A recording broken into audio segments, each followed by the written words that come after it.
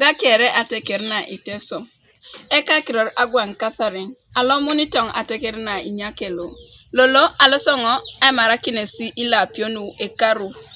Elapa losodit enyare taingesi orara. Era ile lap lewok totorito erara tekesi akwi. Nare jakam. Elapa lo yaret enyare taingesi omuk. Era ilo elap lebongo kineta akwi omuto konorsi ikito. Elapa lo unyer enyare taingesi okwang.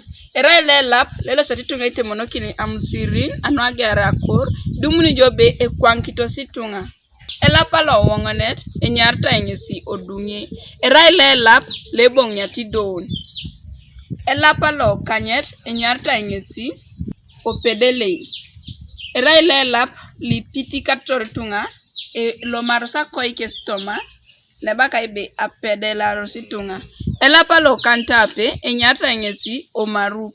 Era ile lapa lo imaruk era ngesi ebale lejare bale lebaka imaruk.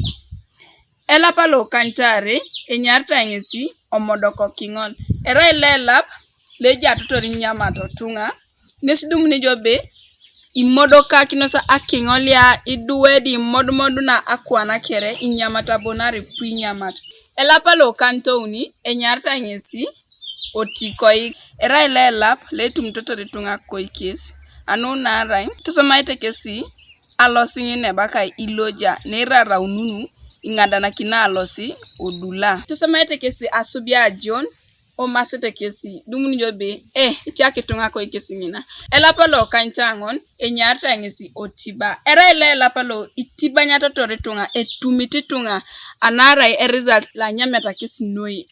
Elapa lo tomonet enyare taingesi osokosokoma. Era ile lap lenye dati tunga nya etapiti chitunga ma nyangun ama tosomaite kesi aduki togoi. Elapa lo tomontado enyare taingeso osuban. Era ile lap linumati tunga asubanasha nikia chitunga luimina na kej. Elapa lo tomontare enyare taingesi opo. Era ile lapa legia unakolong yesidum njelo situnga ameja etapiti kesa ameja itiangi kapenat ipoi yesidum njelo lapa lo enyare taingesi opo. Eyala mapupokin atekerna iteso.